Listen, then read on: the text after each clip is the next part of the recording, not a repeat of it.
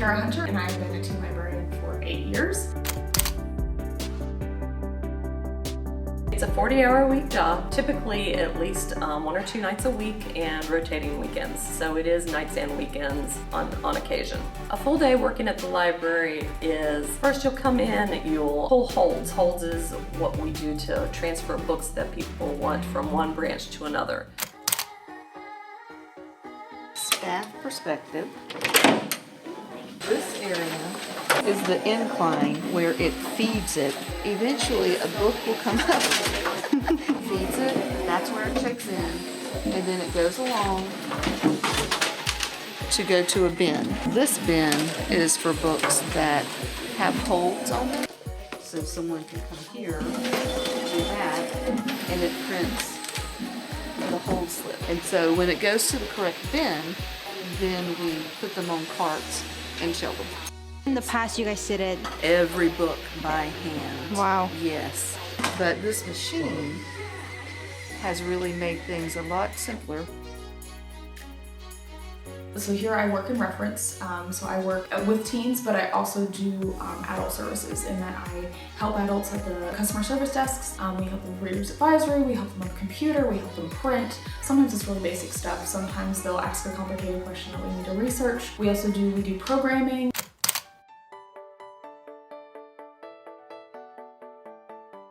What were y'all doing in the study room?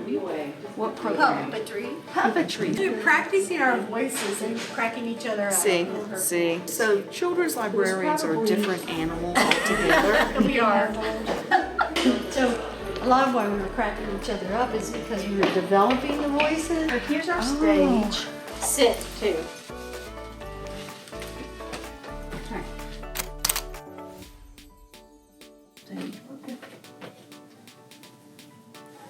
Howdy!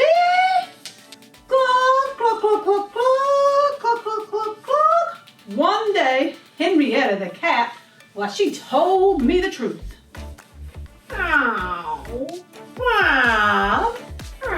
The hens every morning.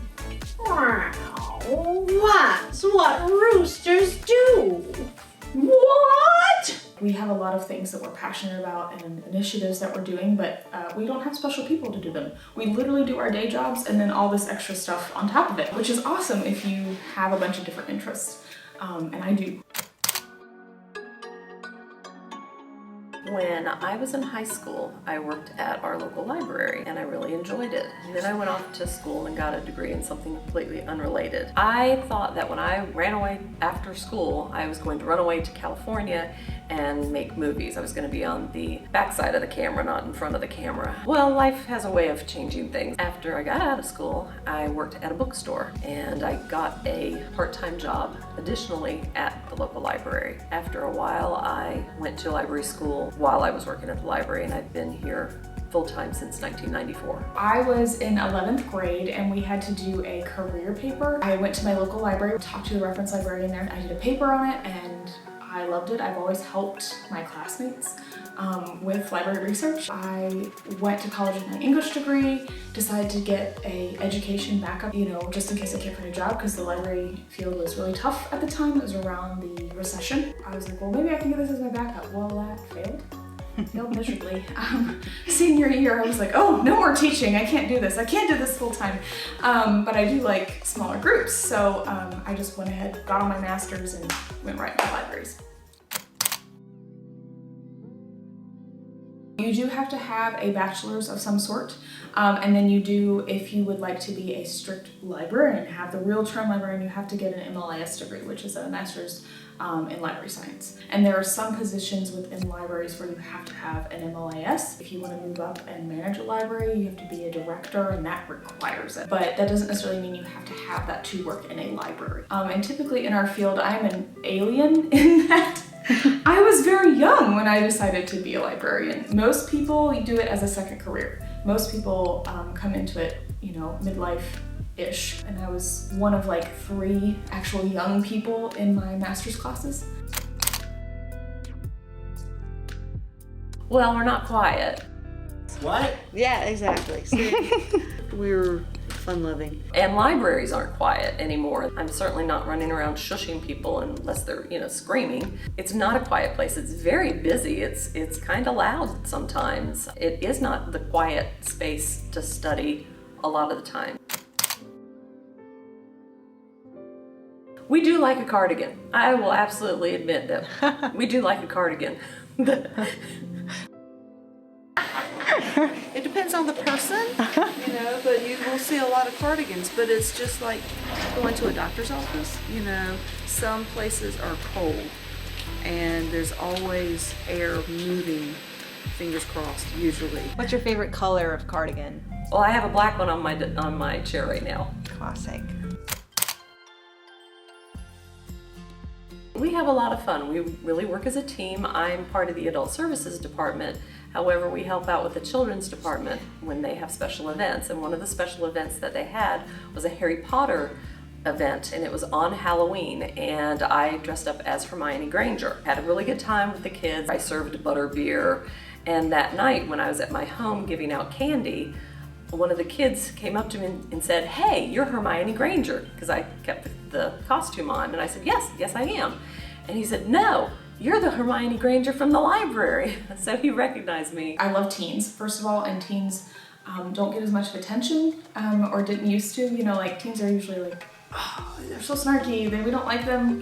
Parents are, oh, your child is a teenager. It's usually a negative connotation, but I love it. Teens are that next generation. They have the passion to do great things and the drive, and they should get better recognition and better guidance than what we had in the past. When I was a teen, there was not even a teen section, there wasn't a teen librarian, I had no one to talk to. In fact, I aged out of children's and someone handed me an adult science fiction book, and I was like, where is this? So once I found that section, the teen section was hidden in a corner. So I knew that was an underserved area, and I just have a really big passion for teen services and for seeing the great things that teens can do. So that's one of the things that I really, really love about my job is advocating for this particular age. Part of library service is equal library service to all. If you are a felon, if you are an immigrant, it doesn't matter. We will serve you the exact same as we serve anybody. And that's, to me, really important, because you get a lot of,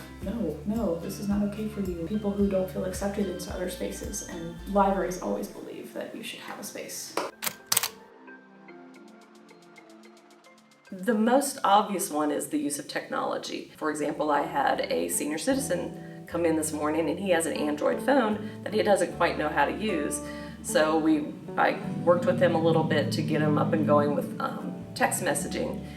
And I pointed out to him, "You have 40 text messages." He goes, "Oh, when did that happen?" Don't know. I came from a small Christian school background, private school. I was a little bit of an outsider in that I read, wasn't as popular. I am religious personally, but I didn't feel like that where I was in the school I was. It was very welcoming or tolerant of my different way of thinking. And so I could see how being an outsider in that way, plus with the principles that I now have from librarianship too, like I said, service to all, I really kind of take that both from my religious background and this to really apply. I was a voracious reader as a child. We had a weekly trip to the library, and I was allowed to pick out 4 books at a time. Mom wouldn't let us get more than 4 because she didn't want to keep up with them when we were kids. As a child, my family went on family truckster vacations. We would all pile in the family station wagon and travel from North Carolina down to Florida, across Texas, all the way to the Grand Canyon, all the way to San Francisco, and then drove back through the middle of the US. So I have been to all 48 contiguous states as a child. The Children's Department is for children's families and educators. We likely discourage adults by themselves. This is very colorful. There's all kinds of stuff for kids to do. We've got the children's computers. Have you found all the ducks? This is the current search game. So that's what all the ducks are for? That's what all the ducks are for, yes. Do you want to find all of them? Usually they're hard to find. And then the children's staff man that desk, and they are really knowledgeable about children's literature. I've usually got 2 or 3 going a week, so Typically it's been about 75. I have 2 small children, so they don't allow me to have much reading time, except at work on my lunch break. But common misperception about libraries is that you can just sit and read, and like that's not a thing. I love, like I said, teen literature, so I read a lot of teen literature. I think teen literature breaks a lot of our boundaries, genres and things. They like to combine a lot of them, unlike adult and unlike children. They break things. They break the rules. They break expectations. And I think that's really cool because we've seen a lot of things that were kind of taboo come up in teen literature first. That's been like the real breaking ground for LGBTQ, for diversity, and we've seen a lot of those things come up just because of teen literature, and so it gets then better traction and better awareness, and I think people are really responding to that. Like myself, like I'm in my 30s, and I still read teen literature because I just identify with that being a thing that I loved as a teenager and not having it. And not only that, but teens, they're faced by so many barriers and obstacles and being told no, that in literature, what's really awesome is that they get to be the star of their own story. We know children get to do that, and we kind of give children the space to do that. We don't give teens the space as much as I would like. I've been trying to diversify my reading. This year I read so many books by Indian Americans, and I think that's awesome. And I don't mean Native Americans, I mean South Asian Americans, which is fantastic. I think we've gotten a ton more publishing in that field, and so I have been loving reading about that. I can't tell you any of them because of my book award. I read a lot of fiction for fun, but I love a good cookbook. On my desk right now is a book on how to make cheese platters. I love America's Test Kitchen type books. I like the science behind why am I using this ingredient versus that ingredient, you know, why baking soda versus baking powder. Either try short stories, magazine stories, or do audiobooks. That way you can do something else. For example, if you like to exercise, go jogging with an audiobook. Just because it's not printed doesn't mean you're not reading a book. And it's nice when you're on a long car trip to have a book going. You gotta have something a little exciting. You don't want anything too quiet because that might put you to sleep while you're driving. This is the library that I've always came to when I was in middle school and high school. So after school, I would either go home, come here, or go to a nearby bookstore. Library has a different feeling than the other two. It's more cozy, it has more welcoming feeling, and I always come here to just peek at books or do my homeworks or study for my SAT, whatever that might be, or take a nap at the desk. It was nice to interview everyone that I always see a lot but don't really get the chance to have conversations. So it was super cool for me, and I hope you found it interesting. Thank you again to all the librarians who work here, and thank you for watching, and I'll see you in the next video.